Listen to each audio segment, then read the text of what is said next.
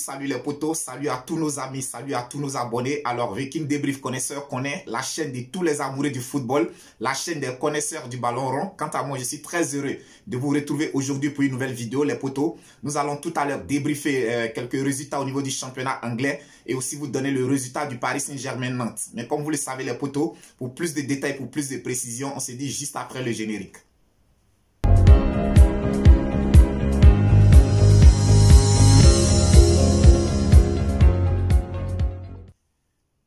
Alors, les potos, après la trêve internationale, place maintenant aux différents championnats européens. Et nous allons tout de suite commencer du côté de l'Angleterre, où on a le leader actuel Chelsea qui se déplaçait chez Leicester.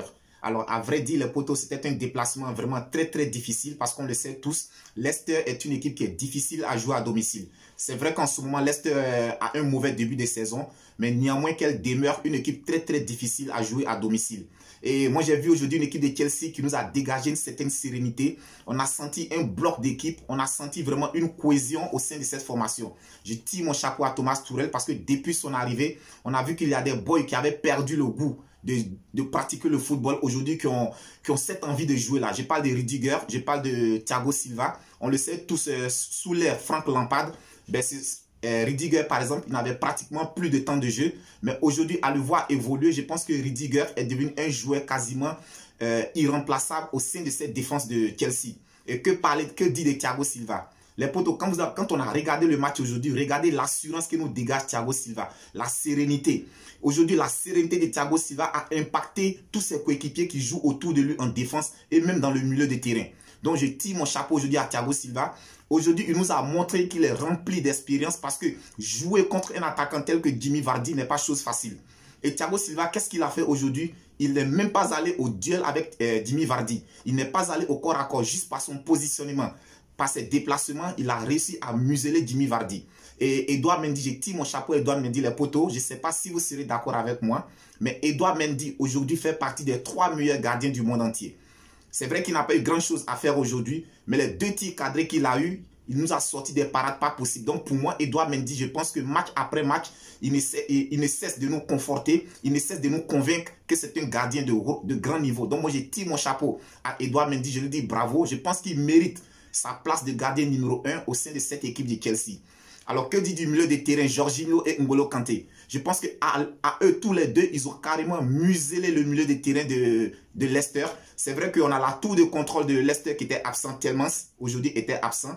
Mais ça n'enlève rien à la prestation de N'Golo Kanté et de Jorginho. Je tire mon chapeau à ces deux boys. Je ne sais même pas combien de ballons qu'ils ont gratté dans les pieds de l'adversaire. N'Golo Kanté a ponctué tout son bon match par un superbe but du pied gauche. Donc, je dis bravo au milieu de terrain de Chelsea. Bravo à N'Golo Kanté. Alors, les potos, aujourd'hui, ce qu'il faut retenir, c'est que l'équipe de Chelsea nous dégage une certaine sérénité pas possible. Tu sens un jeu qui est fait de petites passes, mais effectué avec beaucoup de mouvements, beaucoup de déplacements. Beaucoup de mouvements, beaucoup de déplacements. On voit que les boys donnent des solutions à leurs partenaires. Dès qu'un a le ballon, il y a 2-3 personnes qui sont là pour lui offrir une solution. Donc c'est un jeu aujourd'hui, moi, qui me fait plaisir. Parce que cette équipe de Chelsea, on l'a vu dans le passé, c'est une équipe qui avait du mal à pouvoir conserver le ballon. Mais depuis l'arrivée de Thomas Tuchel, je peux dire qu'aujourd'hui, Chelsea vraiment nous montre un autre visage. Et je pense que c'est un sérieux prétendant au titre. Je note aussi la très belle entrée de Ziyech. Alors, Ziyech a fait une très belle entrée. Bravo à lui. Donc, très belle victoire des Blues de Chelsea du côté de Leicester sur le score de 3-0. Ensuite, les potos, on a Watford qui recevait Manchester United. Alors, on espérait tous qu'après la trêve internationale, Manchester United allait pouvoir se relancer du côté de Watford, mais je pense que ça n'a pas été le cas. Aujourd'hui, Manchester United s'est fait carrément humilier. Lors du dernier match, Eric Bailly a fait une erreur, mais ça n'enlève rien à ce que Eric Bailly apporte à la défense de Manchester United quand il est titulaire. Aujourd'hui, cette défense a été aux abois durant toutes les 90 minutes. Et je pense que la sortie de Harry Maguire sur carton rouge a démontré cela. Il a été en difficulté durant toutes les 90 minutes. Moi, je tire mon chapeau au portier de Manchester United parce que n'eût été la baraka aujourd'hui de David De Gea, je pense que Manchester United allait encaisser plus de 7 buts. Manchester allait encaisser plus de 7 buts. Et David De Gea, depuis le début de saison, il nous montre qu'il est revenu à son meilleur niveau. Je lui tire mon chapeau. Alors, au milieu des terrains de Manchester United, qu'est-ce qu'on a constaté aujourd'hui en première mi-temps? Je pense que cela est à l'origine de la mauvaise prestation aujourd'hui de Manchester United. Parce qu'en milieu de terrain, en première mi-temps, on a vu Marc Dominé et Matip, les deux milieux de terrain qui jouaient quasiment à 2 mètres l'un de l'autre. à 2 mètres l'un de l'autre sur la même ligne. Aucun des deux n'était capable de faire un effort, de faire des appels en profondeur pour étirer un tant soit peu le milieu de terrain de Watford. Alors quand ils jouaient à 2 mètres l'un de l'autre, ben, ça favorisait le pressing de Watford. Ça fait que durant toute la quasi-totalité de la première mi-temps, Manchester United a évolué dans son propre camp. Parce que les deux milieux de terrain ne donnaient pas de profondeur. Il n'y avait pas quelqu'un qui pouvait se surpasser pour essayer de faire des appels en profondeur, comme le fait de temps en temps Paul Pogba lorsqu'il est titulaire, ou bien comme le fait Fred.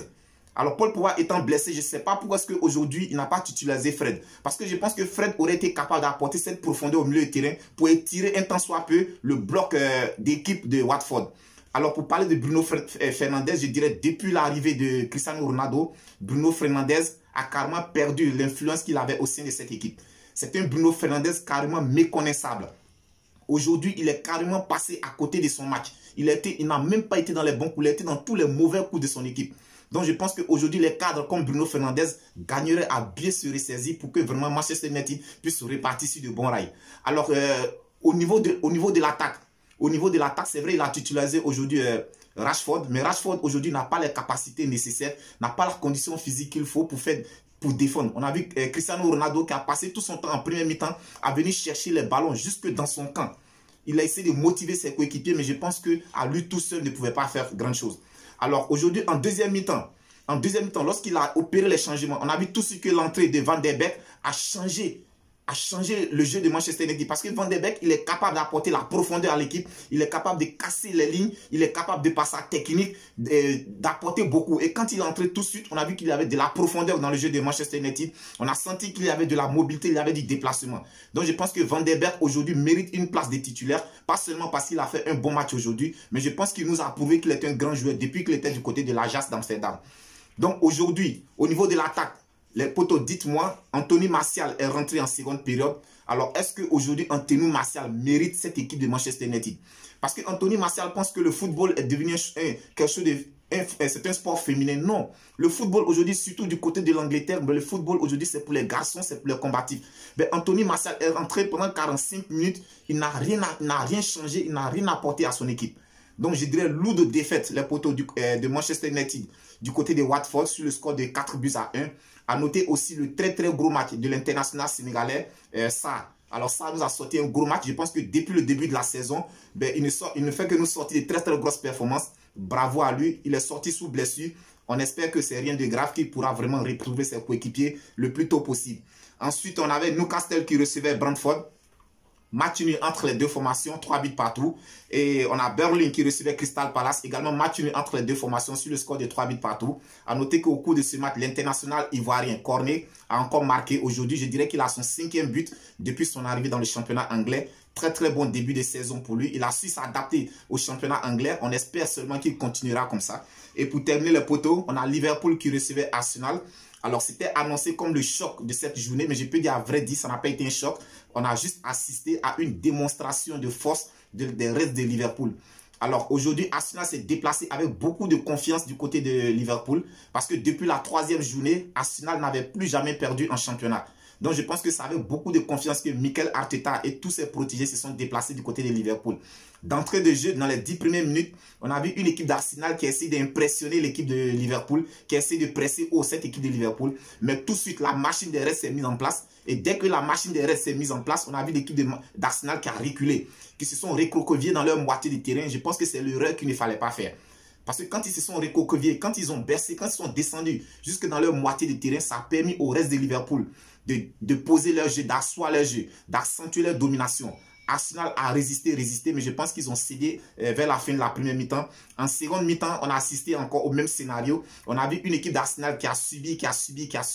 Mais je pense que quand tu joues contre une équipe comme Liverpool, qui a des buteurs comme Mohamed Salah, comme Sadio Mané, qui a des renards de surface